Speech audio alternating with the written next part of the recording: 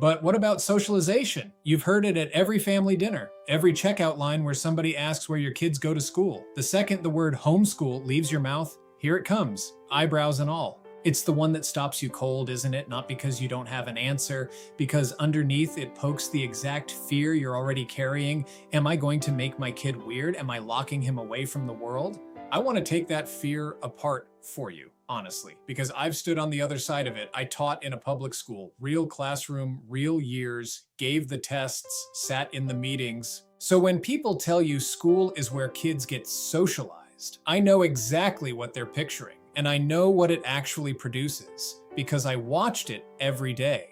Here's the tell I could never unsee. A kid who looked an adult in the eye and said thank you was noteworthy, remarkable, rare enough to stand out.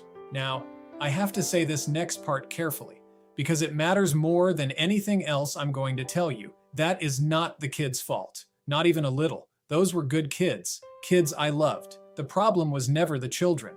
It's the culture of the room. Take 30 kids the exact same age, put them together 7 hours a day with one adult, and the strongest social force in that room isn't the grown-up, it's the other 29 kids. The peer group becomes the authority.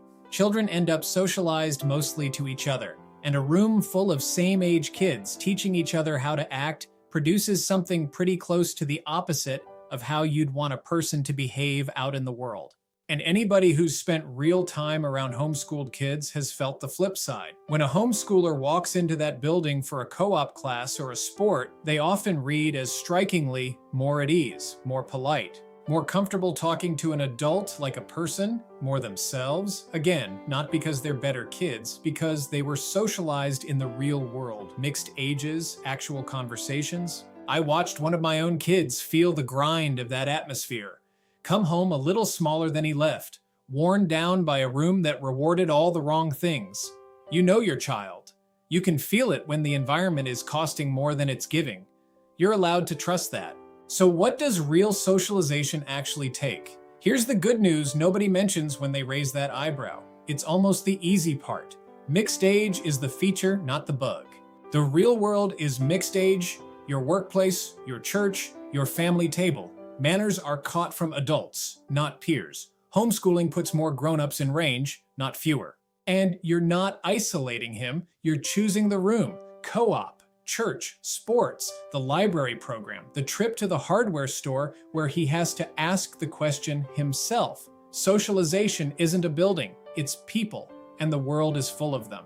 So next time someone asks, you don't owe them a debate. He talks to people of every age all week. I'm honestly not worried about it. Say it warm and let it go. And no, you wouldn't be doing something fringe. Homeschooling isn't shrinking. It's one of the fastest growing choices in American education. Roughly 3.4 million kids right now, about 1 in 16. It grew more than 5% last year alone, close to 3 times its old pace. More than a third of states just posted their highest homeschool numbers on record. You're not stepping out of the mainstream into the weird. You're early to something a whole lot of families are quietly running toward. Your child isn't going to come out of this weird. He's going to come out of it himself. At ease with a toddler and a grandpa at the same picnic, able to look a stranger in the eye and mean the thank you. That was never the risk they warned you about. That's the reward. That's the whole idea here at Next Chapter.